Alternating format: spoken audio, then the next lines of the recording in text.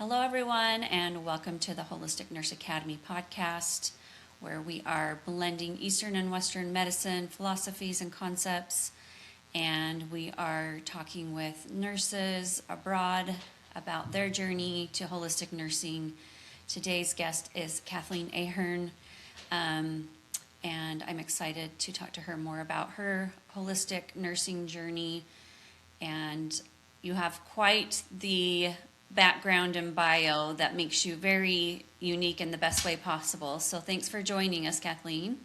Oh, thank you so much for having me. I'll appreciate it. Yeah. Um, so I always like to just kind of get the background, how you decided you wanted to be a nurse. I know at this point you're a nurse coach and you do help people through somatic healing. But there's also a big cultural piece to your piece of the puzzle and your story. So I'm just interested to hear about your background, how you grew up, and how that influenced where you're at today.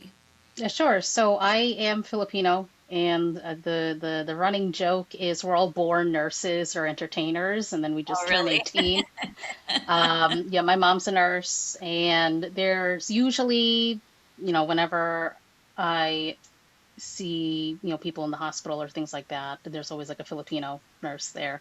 Yeah. So I actually wanted to be a writer when I was in high school, but my parents gently said, no, you're going to be a nurse. So I went to school for nursing because I also got a scholarship. So I kind of had to follow the money at that point. Yes. Um, Yes.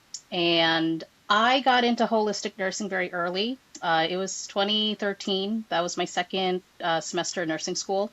And Dr. Jean Watson came to speak at our Oh, college. really? How And cool. yeah, and it was interesting because it was a doctorate symposium, and we weren't actually supposed to be there, but our nursing teacher, foundations teacher, thought that this would be a great opportunity for us to learn. So some of us came, and we kind of snuck us in there. Absolutely, like my mind was kind of just blown away because I felt like I was kind of forced into nursing. I feel like I didn't have a say as to what I wanted to do. Mm-hmm. So at the time, Dr. Watson's theory was the theory of human caring, and that relationship aspect, building that with the person that's receiving care and the caregiver, and having what you do to one person kind of influence the whole environment as a whole. Yeah. And that really just stuck with me throughout. That's when it started. So I did a research project on the caring moment in my senior year. I was able to present that at the at Sigma, the International Nursing Society, in Ireland in 2016. I did her coaching program. I graduated that in 2020, and then I actually got my nurse coach cert in 2023, and I became board certified in 2024. So it's Mm-hmm. been a long journey up until that point. Everything that I have discovered along my way, I'm also a Reiki practitioner, so that I actually discovered through I attended one of Dr. Watson's events, and what nurse coaching has taught me is there's no right or wrong way to do things. There's the way that it fits your life and your lifestyle and is sustainable. Mm-hmm. And it's okay if things change. It's okay if you don't like things. It's just whatever feels good to you. And Yeah. I actually I had to step back from nurse coaching last year because there's just a lot of life things happening.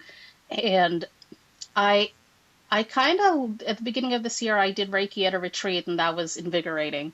But Mm-hmm. I kind of lost my way, and I've wanted to quit nursing throughout. This is my 10 years of being a nurse. I just celebrated that this month. And there were many times where I wanted to leave the profession, but every time I wanted to leave, I would go back to Dr. Watson's uh, theory, and it just kind of reminded me why I like nursing, why I want to still be a nurse. So I actually so my job that pays my bills is I'm a Yes. case manager for an insurance company, Okay. and every quarter I help run a case management certification study group. So the person who's in charge of it, she actually had a Dr. Watson's contact information, and she noticed that I was a Caritas coach on my credentials, and she's like, "Have you talked to her?" I'm like, "Not for a couple years, no." So, but I'm really kind of lost right now. So she was kind enough to ask Dr. Watson if it was okay. Can I contact her? And she's a living legend in the holistic nursing world. So I'm like, oh, she's busy. She's not going to get back to me for like a couple weeks. It's fine. 2 hours later, she messages me back. She's like, "Hi, do you have time tomorrow to talk?" I'm like, "Yes, absolutely, Oh, wow. absolutely." So I made time.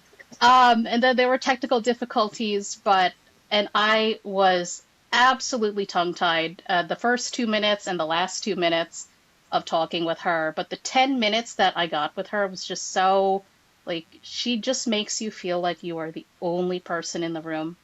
Yeah. And I feel like I got showered with pearls of wisdom. But one of the takeaways was it's our profession as nurses as a whole is about being. Yeah. It's not about doing, ticking Yeah. off those check boxes. One of the things that I took away from her events that I've been to is we're not a human doing, we're a human being.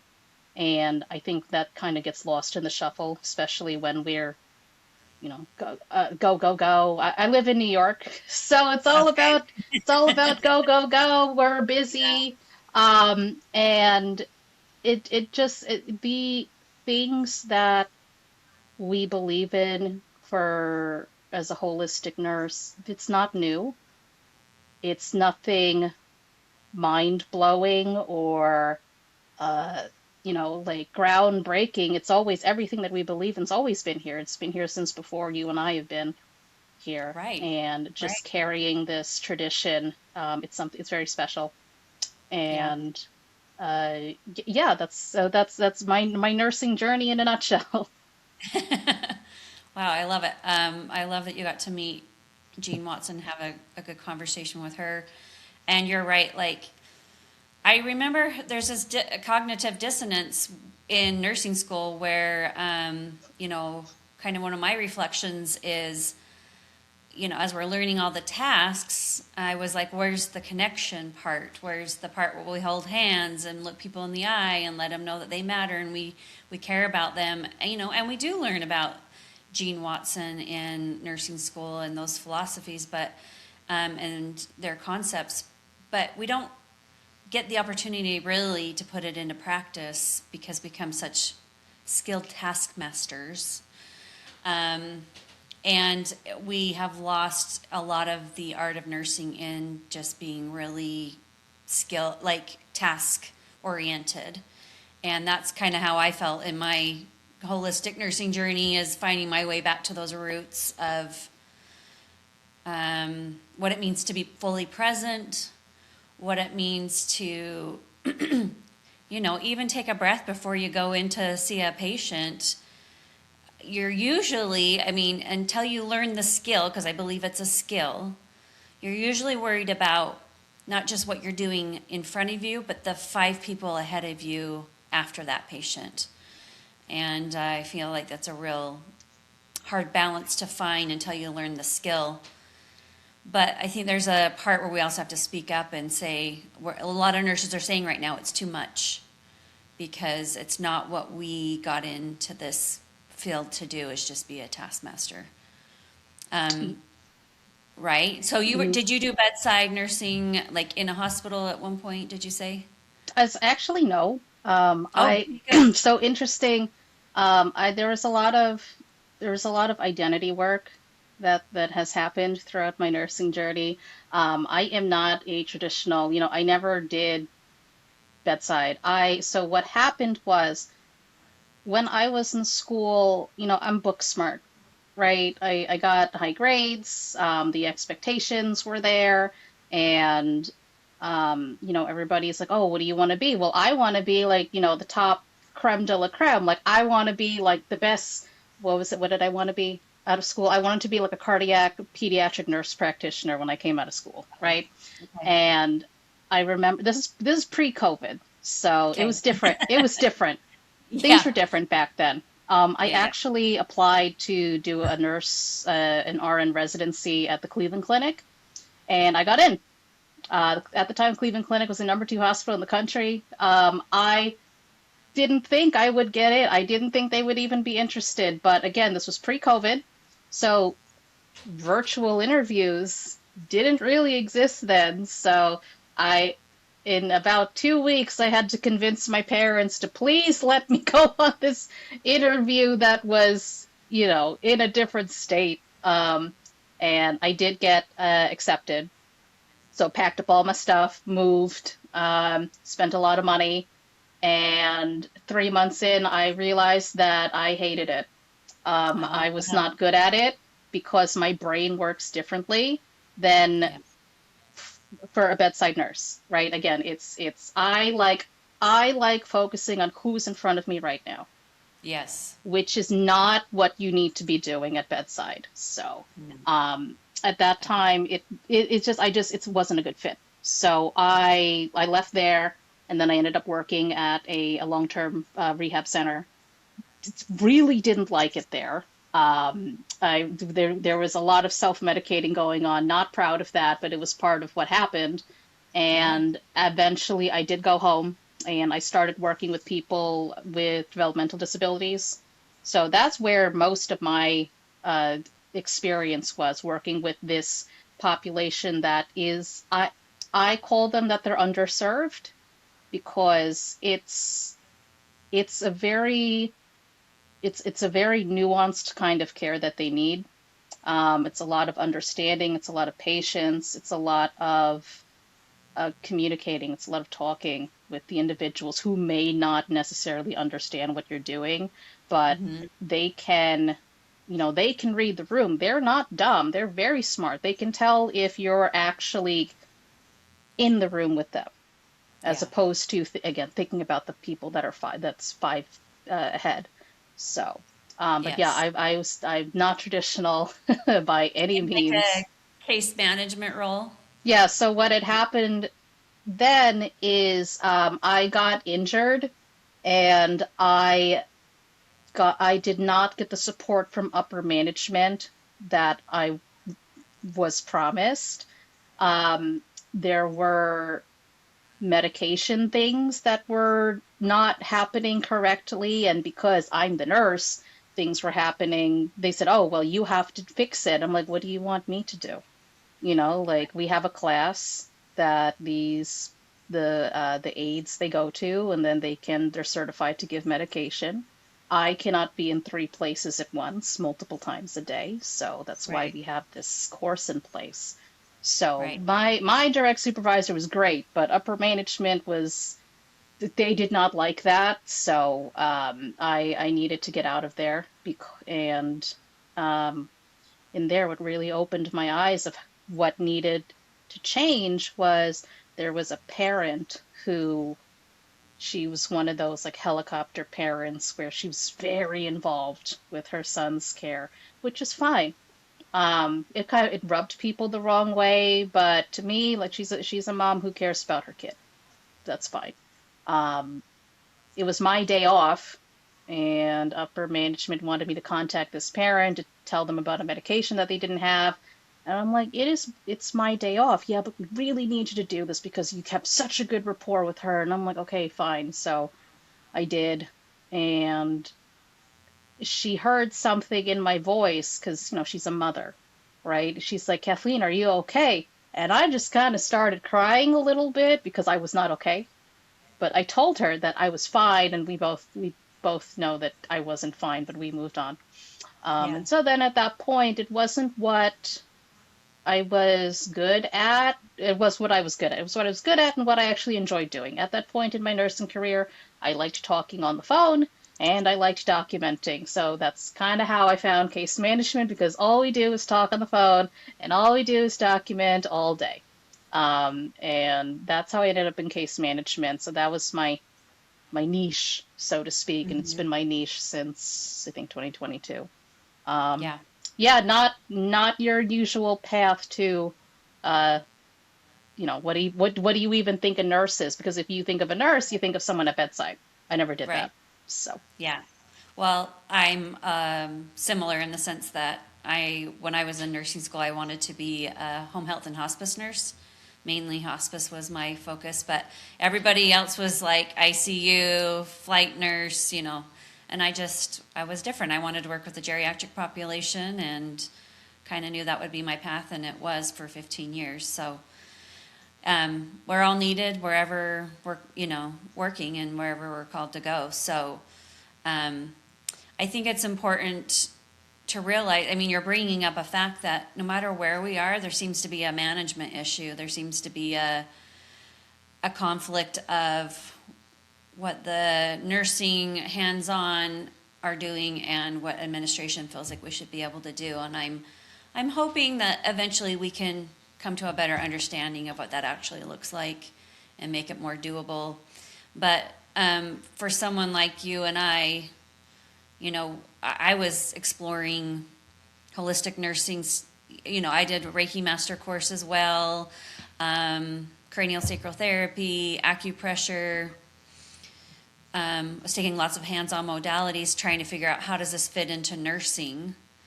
What was your light bulb moment? I know what my light bulb moment was, but what was your light bulb moment when you felt like, oh, I can see how this can blend in with what I do as a nurse? I think I'm still trying to find out how that all works. But the first aha moment I had was, again, going back to Dr. Watson. I begged my mom, like, can we go to this uh, conference that's upstate in New York? Because at the time I didn't drive. So, Yeah. and she humored me, so we got to go. And I was just really excited because I got to see Dr. Watson again in person. And that's actually where I first discovered Reiki. Mm-hmm. And I'm like, Reiki, what is that? And then it wasn't even a big thing. It was a group Reiki. The Reiki master only did probably from like the chest up for 5 minutes. But like those 5 minutes, I'm like, wow, like what is this that I'm feeling here right now? Like, what is this? How do I do it? Mm-hmm. Um, and since then, it kind of scratched that itch of there is more Yeah. beyond what we beyond what we're taught in school. Yes. And just like you said, why did you become a nurse? I want to help people. What kind of specialty do you want to do? It's kind of like the sexy, like the really glamorous, flight nursing, going on a cruise line, ICU, ER, like it's all of those exciting like Right. things that you're really in the thick of it. Um, but there are, what do they call it now? I think they call it soft nursing now. I see on the social media. This is not soft.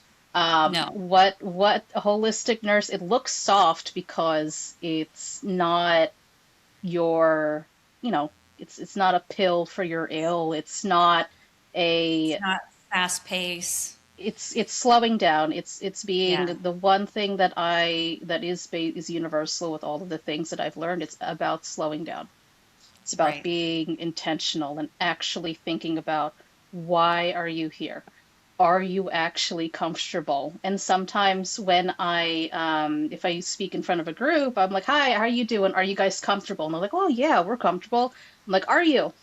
If we were virtual and you have your cameras off and I'm talking to you, what would you be dressed as you are? Would you be sitting up straight? Like, would you be comfortable? I'm like, oh no, not really. I'm like, yeah, I wouldn't. Like, I'd have it on, I have my camera off. I'd be like in my couch with my feet up, with like a beverage next to me. Like, it's different when, um, we think about, are we actually comfortable, or are we just saying that we're comfortable?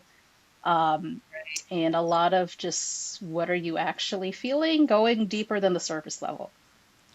Right. Um, Tell me a little bit about your your background, it says that you are very interested in and do coach Asian women who have had a lifetime of not being able to speak their truth because of the culture. What's behind all that? Tell me a little bit more. So a couple years ago, when I was, when if you do any kind of coaching, nurse coaching, life coaching, mindset coaching, whatever you want to call it, everybody's like, find your niche, find your niche, find your niche. So I'm like, okay. Uh, and sometimes the advice is coach someone that is like you when you like 6 months ago or 6 years ago, your past version of yourself. So Yeah. I was thinking about it, and I remembered seeing the term eldest daughter Mm, somewhere. So I Googled it a couple years ago. And it was like looking in a mirror. It was actually really affirming to me that it's not just me who grew up with these things. You have the family expectations. You have because you have these expectations, you are not really expected to explore your own identity. Your identity is tied to the group. There are, if you feel like if you want to do something and branch out, that's seen as, oh, well, we provide for you, we do this for you, we want to make sure we didn't get to have these opportunities, but you are able to have these opportunities because of what we gave up. And it's a little, there's a little guilt there. yeah. Doing something different. Like for the longest time, I thought that I was a failure because I was not a bedside nurse.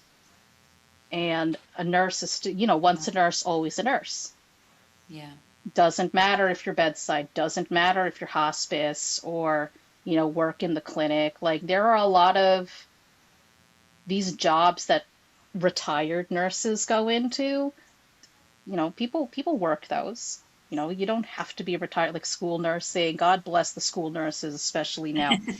But in the VA, in the clinics, in the outpatients, you're still a nurse. Doesn't matter where you are in your lifespan. Um, 100%.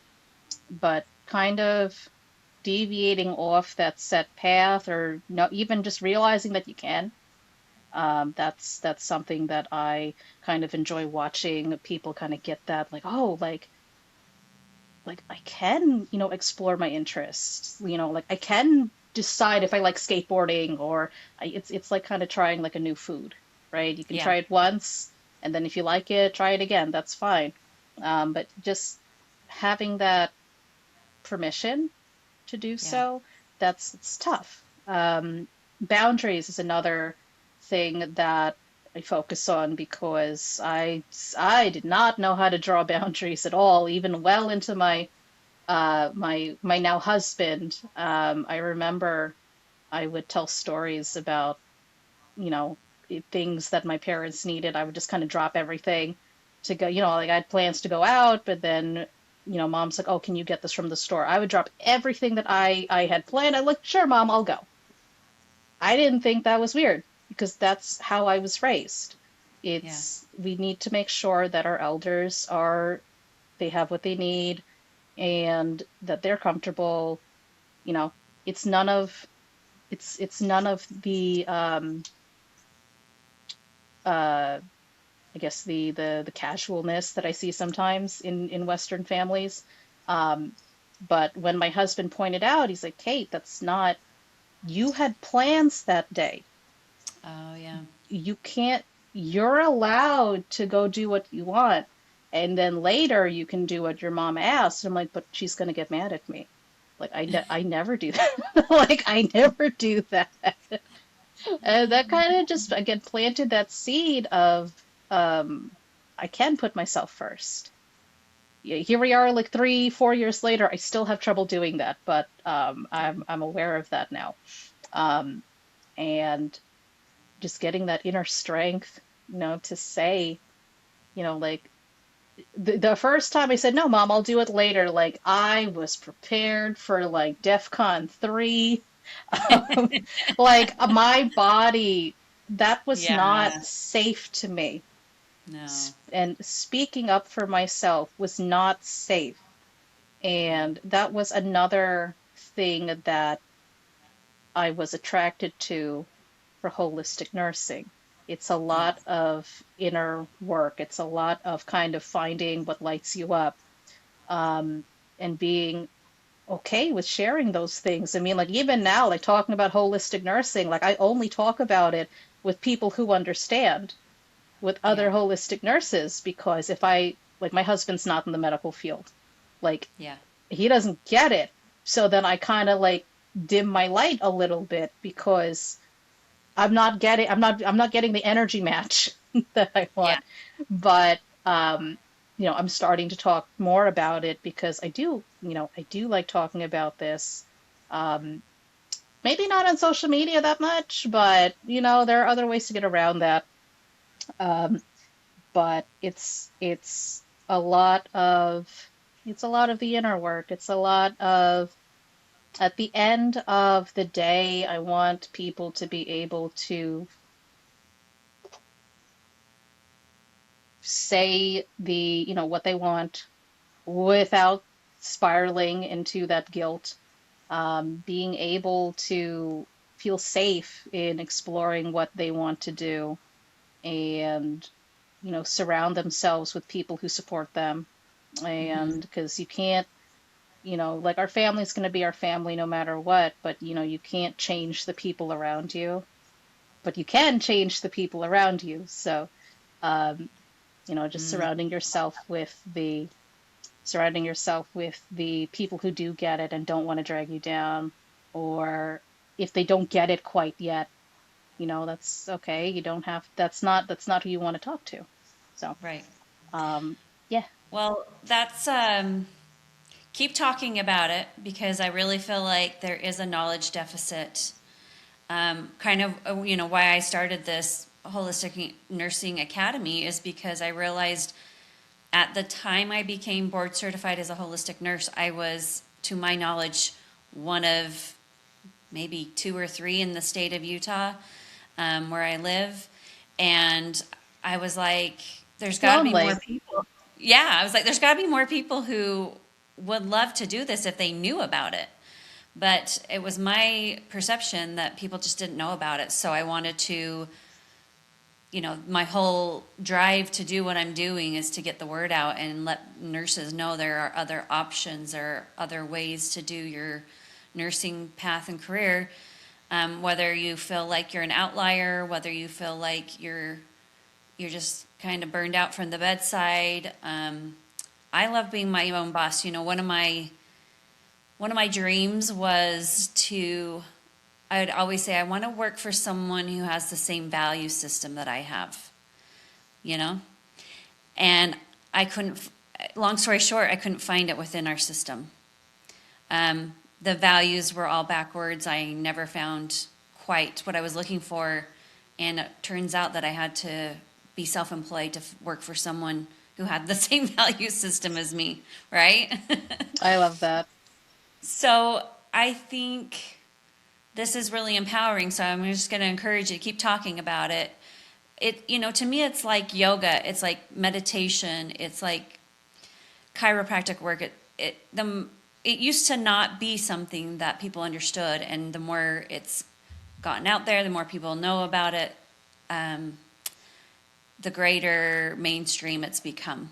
So I hope holistic nursing becomes, and I don't even hope, I know it's becoming mainstream, and it will be recognized as a specialty that it deserves to be. I mean, it is a specialty, but I'm saying in the big picture, we have holistic nursing nurses who are board certified or specialized, standing at bedside or within a department because of the skills and attributes they hold and have obtained and worked on. So keep talking about it, Kathleen. Yeah, no, I hear what you're saying. There's a gap. There's a There gap is a that gap. needs to be filled. But it's a lot of It's a lot of work. it's work. It's like you said, letting people know that this is an option. B, how does this fit in to what Yeah. we need? And C, is this worth to invest in? Yeah. Again, it's not just a magic pill. Again, like why would someone want to do another thing I like to do is lifestyle medicine. Who wants Oh, to do the work of getting good sleep, having a proper diet, getting right. movement, avoiding those risky substances, making these social connections? And I always forget the sixth one, but that's okay. But it's a lot of little long-term things, right? Right. But hey, I can just take a pill and my diabetes will be fine. So, Right. which Well, one are and some? Mhm.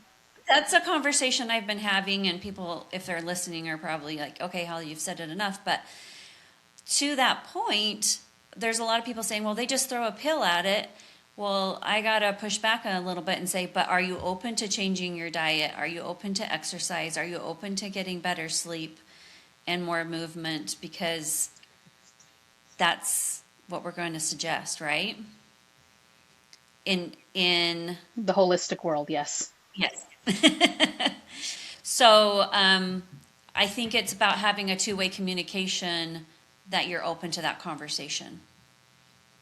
Yeah, and it's about that readiness for change, right? It's about the do you actually want to do the thing? Because I could talk until I'm blue in the face about, having a plant forward diet, about having good sleep hygiene, but if it's like a brochure I'm going to hand them, that's great. It'll probably be sitting in the bottom of their car for the next 6 months. Right. It's the kind of, they need to have that proof, either that social proof or, someone that they know, or even themselves, where they just try something for like a week, if Yeah.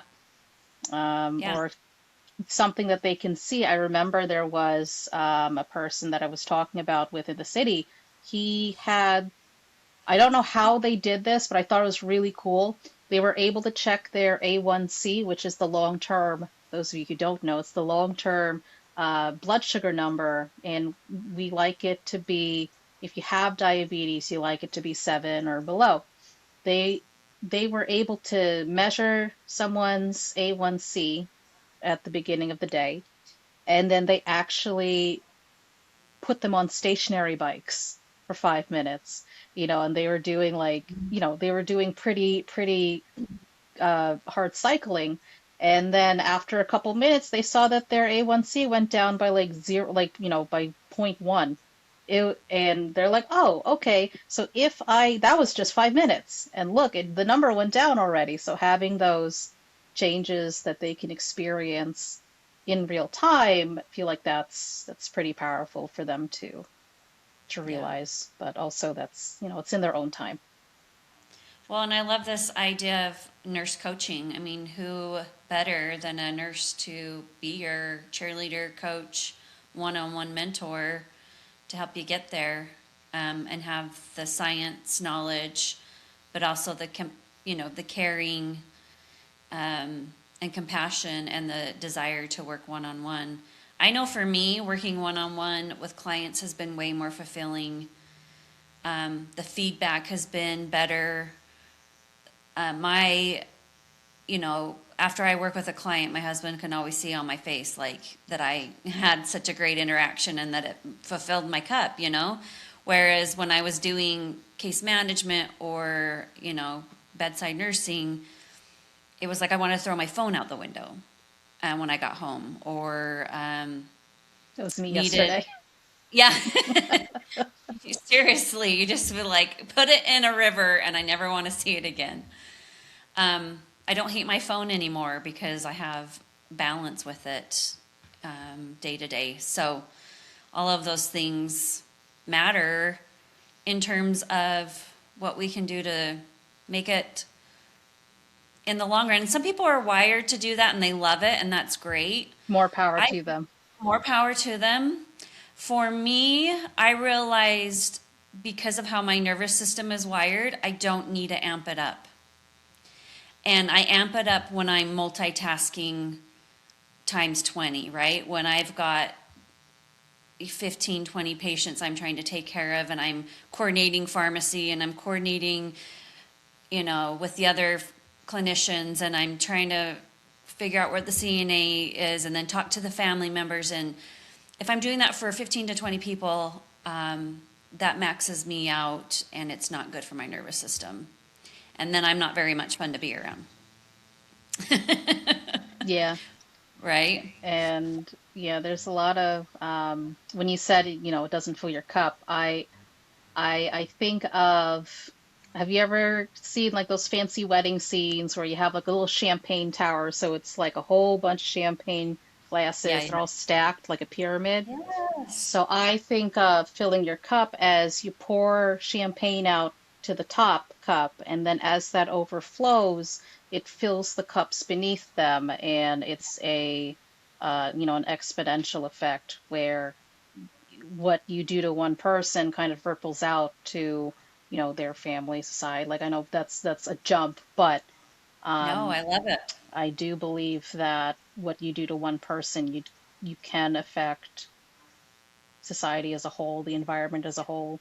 That's Dr. Watson's new upgraded theory of human caring, where you do to one, you do to the entire world at some Yes. point. So, and yes, Yes. all we need are all of the little me's just talking about holistic nursing, nurse coaching, all of these specialties that are kind of under the radar right Yeah. now, but there's gonna be, like you said, there's gonna be a boom, there's gonna be a wave, and I want to be in that. So, Me too. I know it's coming. It is coming.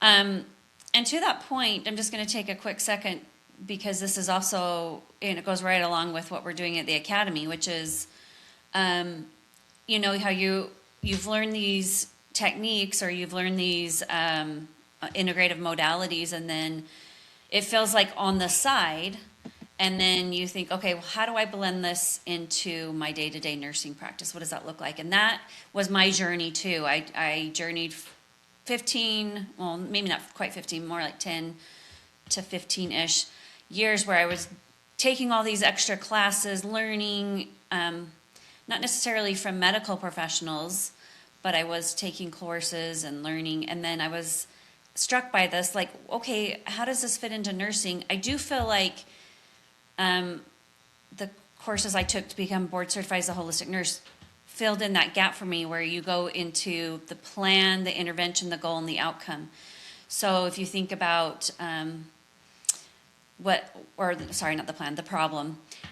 When you think somebody has, you have anxiety or pain, and then the intervention is Reiki or acupressure or cranial sacral therapy, or whatever the modality is. So that's the intervention. The goal is to get the pain below 5, or the anxiety level below 5. And the outcome is, the score drops 2 points or something, or all, they have no pain after you do your intervention. So that's the gap I'm trying to fill in the academy, is help nurses see that it is you can do this in a care plan format, and it is one of those tools that you can use either at bedside or in your own private practice. So I want people to know that, like, I have thought this through, because I felt that I was, like you were saying, it's a lonely journey. I'm trying to help people feel like they're not alone in figuring it out, and that not only will they get the skills they need, but they will also get the vision for how it works in their nursing practice by the time they're done taking our courses. So Reiki is going to be one of those courses that we have available soon for contact hours. And in the next few months, we'll have more contact hours for courses to show nurses how to integrate these things into your, whether it's bedside or private practice. So anyway, I just wanted to bring that up while we're chatting, because it fits in with what we're talking about right now. yeah, I think that's a wonderful thing, because going through the nurse coaching side, there's still that gap of, okay, I have the knowledge. I know I want to help people. I know I want to walk with them through their journey, but how do I do it? Yeah. Right? And I just think nurses need to own you have at least 4 years of knowledge, like really good education and knowledge, assessment skills, critical thinking skills, that a lot of people who are doing these things, that, being a life coach, a lot of life coaches don't have that. Oh, they, Um, right? yeah, and Yeah. I remember when I didn't know what nurse coaching was and I got a life coach, I paid an obscene, a disgusting Yeah. amount of money for Yeah. someone, and I'm like, what? It was just like, what am I paying you for? Like, I know this Right. already. Like, I Right. know how to work through issues. I know how to talk through things, and that's the problem. I don't know what to do after I'm aware of the problem.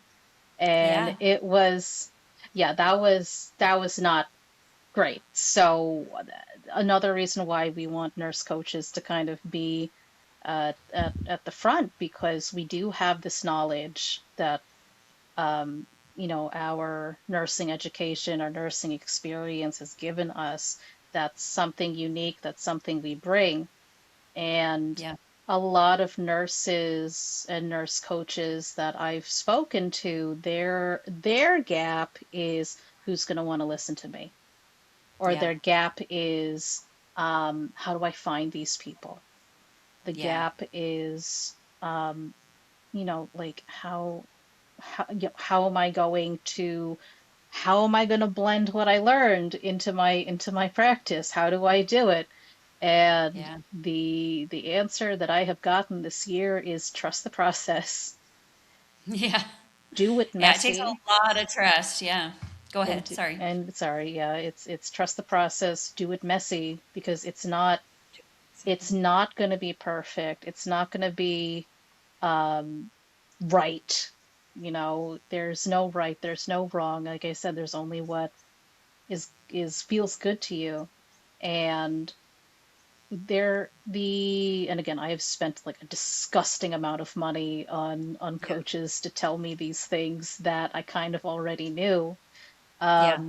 And there is a difference between my first year of just kind of brute forcing everything to kind of just like be the best nurse coach that I can be, but I don't like what I'm doing, Yeah. to now. I kind of just followed what I've been enjoying. So like the first quarter, I enjoyed doing Reiki.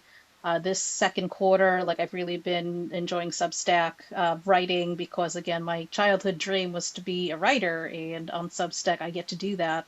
I get to share these burning stories that I have inside of me, and Yeah. in the process heal myself as well, because I feel safe to do so now. And seeing people resonate with what I put out there is it's something different, absolutely. Um, and I forgot where I was going with this, but that's okay. Yeah. It's where we're going with it. So you do have that thread of writing, like it, you've said you've always had that desire to write and be a writer. Um, do you own that as a nurse too, that you are a writer with your, do you put that nursing credential behind your writing? Oh yeah, like Yeah. I'm not shy about, putting Okay, my good. nurse, yeah, my RN, my nurse coaching. Like I want to I don't want to this is going to sound bad to say this, but I don't want to be known as just a nurse. Like Yes. I am a multi-passionate human being, and I'm waiting. I'm waiting. I'm trying to create the way that I want to blend everything together, but I just get so excited about one thing that I just kind of run with that, and then I kind of stop. I'm like, wait, what was I doing with the other stuff? So now everything else has to catch up. Um, Right. but I do enjoy talking to people and having these conversations, because again, I don't really get to talk about this that much. So it's exciting for me. But yes, when I on my Substack, I blatantly put that I'm a nurse. Wonderful. And I do want to, I'm trying to figure out how to write for the case management side as well, because it's my thing, like I help people study for the certification, for the case management certification. So I know Yes. my stuff. So That's awesome. Um, so tell me about the case management certification. You're working on that now, or you do have that? oh no, I have my CCM already. So I Okay. actually I got that right before I got offered my job where I currently work at now. But I knew that when I became a case manager in like 2022, like I wanted to be certified as a case manager. I'm just like, yes, this is my niche. This is it. Yeah. But you need 2 years of experience to qualify to sit. So Gotcha. yeah, so it's yeah, so did my two So you have years. that, and then you Uh-huh. have your coaching certificate. Yeah, Yeah. We like to add, we're overachievers, aren't we? We like to add lots of credentials behind our names. we like the alphabet soup behind our name, but also Right. we shouldn't get caught up in doing all of the learning. It's good to be a lifelong learner, but we also got to do the things. Right. Right. It's so true.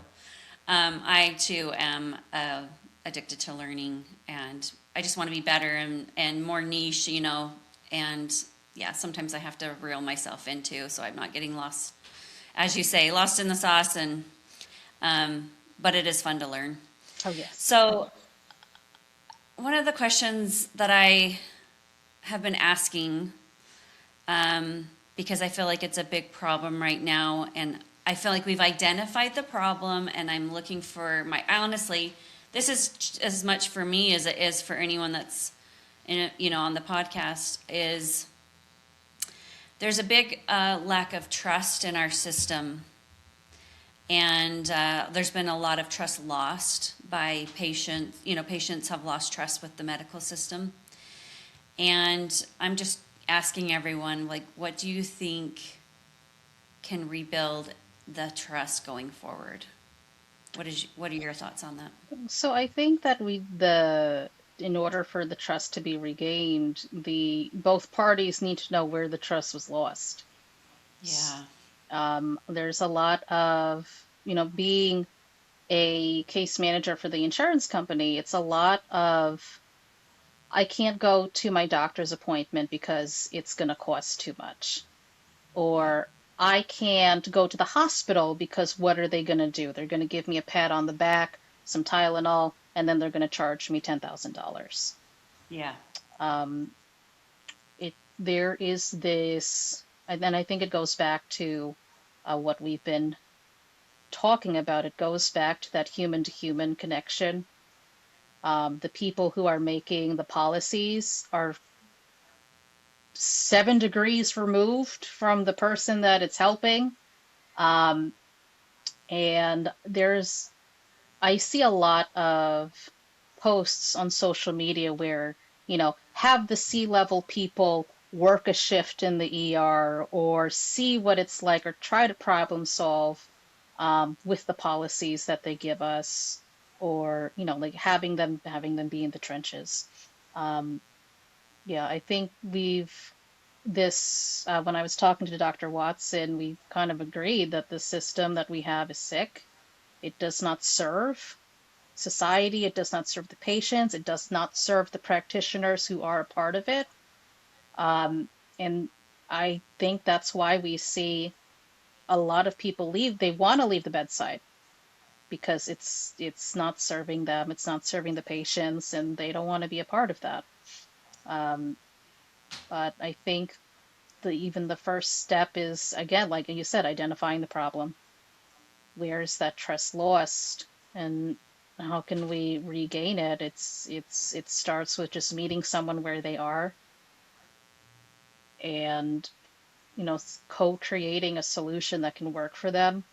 um, I mean, again, all of these structures that are built, it's governmental infrastructure, it's things that are, bigger than us, which is why when I'm not sure if you saw this, but the Medicare they proposed a rule that they'll have health and wellness coaches, nurse coaches, people with that designation too. They can get reimbursed by Medicare. Yeah.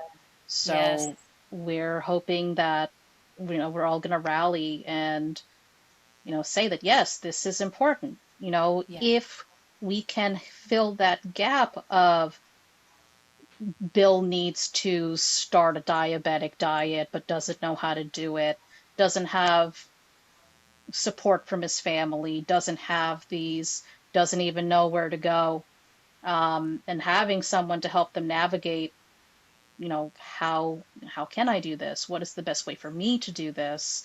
Do I agree with it? And ha- ha- allowing them to have that access to that support it'll lead to better outcomes for them, because it's right now there's not really a lot of hope in the people that I work with, um, because of the things that are happening at the world at large. But Yeah. even the 5 minutes that I spend with them on the phone, they're very grateful for the support that we can give. I just only wish I could help them more. Right. Right. Well, I mean, it's definitely changed in the 15 years I've been a nurse from what we used to be able to offer patients to where it's at now. And it just, yeah, it's breaking my heart Yeah, even 10 years because, ago, it's yeah, it's changed a lot. And I do see, I don't know if it's my algorithm or if it's really en masse right now, but I do feel like I'm seeing a lot of nurses speaking up, protesting, going on strike. I think that's where we're at. And holding those boundaries, saying we deserve staff ratios that are safe, we deserve to be paid correctly, and we deserve a safe environment to work in, especially those who are bedside. So keep speaking up, everyone, because we need us all in the fight right now. I believe there's people who are in the system who can make a difference. And then I'm kind of, I would say, outside of the quote unquote system, but I'm trying to make a difference in my own way. You're trying to make a difference in your own way. And as long as we hold and set that intention, I really believe that change is coming. I had heard that there was a state where they were trying to regulate that if you are an administrator, you will also have a license to lose. So, as administration, you have to have a license that is just as much on the line as a nurse's when something goes wrong. And I think that is a huge step in the right direction. What do you think about that? Yeah, I think it's because if they don't have anything to lose, then they're just going to keep continuing doing what they're doing. And then, oh, well, it's the nurse's fault because they're on the front lines, and that's not these, that's not what we need. That's not supportive in any way. Yeah. Um, and oh gosh, I had a thought when you were saying about the environment. Um, oh, I Like as far remember. as, oh yeah, Yeah, no, just the environment as a whole. It's like Florence Nightingale, like, she's the mother of modern nursing. She's, someone that I spoke to recently. She said that, and I thought it was a very interesting take, that holistic nursing doesn't exist because nursing is inherently holistic already. yeah. It shouldn't have to be its own. At this point, I call it Specialty. a subspecialty because it's like it's buried, but Yeah. it shouldn't be that because it is inherently holistic already, and it feels like the model that we teach, the model that we impress upon, takes the holistic aspects away, and then we have to add it back in. Um, but Yep. it takes, like I said before, what we do as individuals. If all of us come together, we'll make a ripple into a big wave. So I I agree. think something is going to happen, and I do hope it is in the nurse's favor. I do too. I believe it is in the nurse's favor. There's too many of us, um, and a lot of people are saying they're at their breaking point, and what other options are out there. Yeah. So Hmm. let's keep having the conversation and keep holding space for what's next. And I some people say they don't have hope that it can change. I do have hope that it can change, personally. But at which rate, I can't say exactly. But it starts with each one of us putting up a fight and holding boundaries and speaking up and educating. But I really appreciate you, Kathleen, for being here. Excited to see where you head on your journey as you're putting the pieces of the puzzle together. Yeah, thank you for having me, Holly. I always enjoy having these discussions with the like-minded and the like-hearted people. Yeah, we're always here if you want to chat. If you need to reach out just to have the conversation with someone who is just as passionate about it as you are. So let's talk about your Substack and your website. What do you want people to know about you and how they can get a hold of you? So if people want to learn more about me, I usually direct them to my Substack. That's hearthandforgehealing.substack.com. On there, you will find me writing about my own journey as I grow my nurse coaching practice, growing up as the eldest daughter in a Filipino family. I would love to have you on. I'm also trying to have my own little podcast in this corner of the internet, where we share thoughts about science, soul, and stories to just have that connection, because there everybody has a story to tell. Absolutely. Everybody has something that they can share and inspire that one person to make a change. Yeah. And yep, the website is the same, hearthandforgehealing.com. That is my handle on Instagram and Facebook. And yeah, if that anybody wants to find me, that's how they find me. Great. Well, yes, you guys, if you're listening and you need a nurse coach, Kathleen, she's awesome. She knows what she's talking about. Been there, done that. So, um, look her up. You can find us at holisticnurseacademy.org.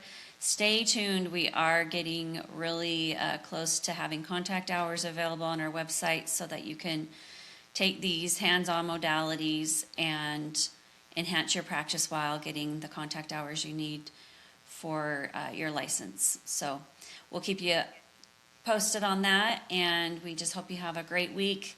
Nurses, thanks for all you do. Thanks for the hard work, the dedication you put into your job every day.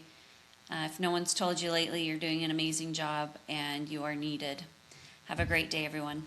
Talk to you soon.